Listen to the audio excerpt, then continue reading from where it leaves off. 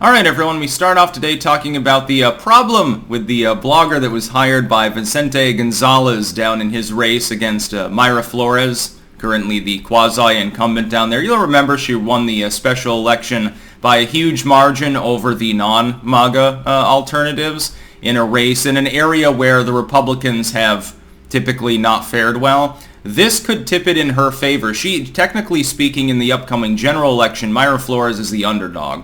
It is still a district that's being represented that leans to the Democrats, although that is tacking in the other direction.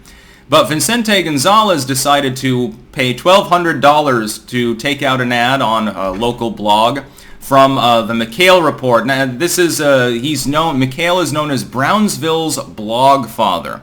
Very interesting. I've been through Brownsville. It's not far from Weslaco, where I lived for a summer down in the Rio Grande Valley, by the way. In the shade, it can be 100 degrees down there. The Europeans right now are complaining about 90. It's very, very interesting. I guess a bunch of French people have died already. Like, what the fuck? It never gets warm in these countries? And I know that your homes were built to retain heat because winter's typically more of a problem, but come on, you got to invent the air conditioner at some point for at least the old and sick and stuff like that. Something that I noticed when I got to the Netherlands. It seems that there's no air conditioning in pretty much any building in the whole fucking country. Very strange. But the Leftoid blog that he paid, the McHale Report, unfortunately decided to launch off on a frenetic and bigoted attack against Mayra Flores using the advertising money. Now, he's saying, well, I would have attacked her anyway, whatever, no, who cares? Vicente didn't notice. And it's very, very funny because, of course, Vicente Gonzalez is also Hispanic. The blog labeled her Miss Frijoles and also a cotton-pickin' liar. Now, if you use that in the context against candidates of a different skin tone, that would your blog would be taken down at that point. You'd be completely destroyed. And this article, by the way, link in the description archived, of course, this comes from NBC News, of all places.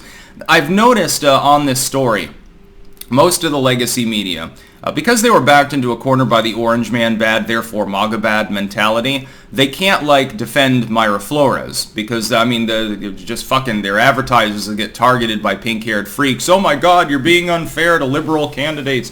You're supporting the maggots. Oh my god, how dare you? We're going to call Nike up next. We're going to talk to McDonald's and tell them to defund your legacy media programs and shit. They've literally done this before. So if you go to CNN or MSNBC, you're not going to find any mention of this story. I don't know how NBC actually cleared this out of the preparatory newsroom. I don't know how this even got past an editor because they have to admit that the Democratic candidate in a race that is not called, it's not a foregone conclusion that the Dems hold this, they're actually criticizing him. Now, of course, it's beyond the pale. It's sort of like Jill Biden's breakfast tacos moment last week, where she said, well, Hispanic people are so diverse. You're basically like the breakfast tacos in San Antonio. And I was joking around. I posted a picture where I took a lame-ass, uncooked flour shell and just smeared it with mayonnaise. I'm like, okay, here's the breakfast taco that represents Jill Biden. That's how diverse she is, by the way. She's the sort of person where if someone has a darker skin complexion than her, she refers to them as the help. She's the old plantation mom sort of thing. Imagine if Paula Deen were genuinely a bigot. That would be Jill Biden, basically. Or Elizabeth Warren. They go out to their vineyards and the only people of color that they see around them are the ones picking the grapes and stomping the fruit with their bare feet, and she claims that it adds to the flavor. Calling someone Miss Frijoles. Can you imagine what would happen? How many legacy media articles there would be about the systemic racism problem in the United States among MAGA if this were aimed at AOC? If this were aimed at, imagine they say Miss Elin Omar is Miss Curry or something like that. It would be properly, because it would be, labeled ethnically unacceptable, politically incorrect. They'd get dragged completely by the whole legacy media. Instead, the only people talking about this, independent media and apparently NBC News. They didn't get the memo from the White House to shut up about this story, I guess. How damning. Yes, I'm sure that all of the 95+% Hispanic voters down in the Rio Grande area that's being competed for here, like the McAllen to South Padre area, or however large this particular district happens to be. The population down there is booming, to be clear, unlike most parts of the United States. I'm sure that they will take kindly to a well-paid blog doing a hit piece on Mayra Flores, comparing her to Frijoles. Yes, that's going to go over really well. Why don't we, this seems to be a tendency lately, not just with this, but also with Jill Biden and others, to compare Hispanics to food for some reason. What the fuck? It doesn't make any sense. Instead of talking about her ideology, like you could have made a blog post and said, look, here's her top 3 far-right, way whacked out their views, and, you know, you can insinuate she's a self-hating Hispanic, a self-hating brown person who's brown-nosing all the white wasps or something. That's common, too. It's also bigoted, but they get a pass on it because it's fashionable. Sort of like how drag performances are basically sexist minstrel shows, but it's okay because you're teaching kids some sort of special, important value about their sexuality or some shit like that. It's very, very interesting, the hills that the Democrats have chosen to die on over the last couple of years. Yeah, it's okay to show 2-year-olds sexually explicit materials in school, taxpayer funded. What, are you some sort of censorious bigot? You just want to burn books if you don't agree with me. It's falling flat. And if this were shoe on the other foot, if you had a if fucking David Duke or someone was comparing, you know, some Democratic Hispanic candidate to frijoles or tacos or something, it would set off a firestorm. It wouldn't just be NBC News with a page B piece. It would be CNN, MSNBC, Fox would cover it definitely. I'm not even sure that Fox covered this story. It's a massive lie by omission, and this is really the basic strategy of the legacy media. They painted themselves into a corner with the Trump hate. And so if someone is 2 or 3 degrees removed from him, Mayra Flores getting, I believe, his endorsement, she is effectively MAGA. She's definitely a populist candidate.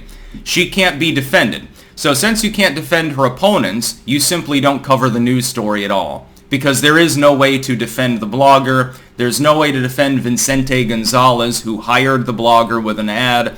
And it's funny, he's like, well, we're distancing ourselves from this blogger now. That's funny because apparently they're a very plauted blogger down there. Very, very powerful in the Rio Grande region. Throwing them under the bus, you're the one that paid him. I'm sure if I dug back through, would I find that there were other instances of this happening? Including against Mayra Flores, potentially, before you even bought the ad? I bet that I would. Somebody should go and archive everything on this blog and pick through it. I bet this isn't the first time that this happened.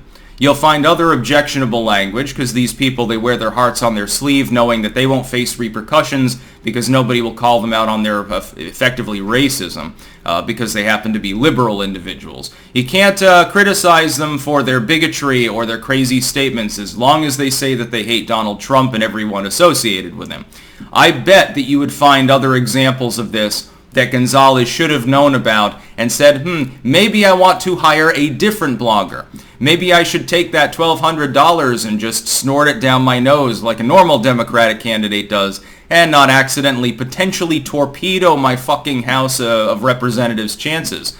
In a race that is even remotely in play, this is the sort of thing that swings enough people so that you manage to snatch defeat from the jaws of victory. If you're in the Rio Grande region in this district, you should definitely vote for Mayra Flores anyway. She's a strong candidate. She's not an extremist. I know that's the fashionable thing is to say anyone that disagrees with you on one or more meaningful issues is some sort of terrorist wannabe. They're the American Taliban or something. No, maybe you've just got cognitive dissonance and you're completely retarded. That's about all. Peace out.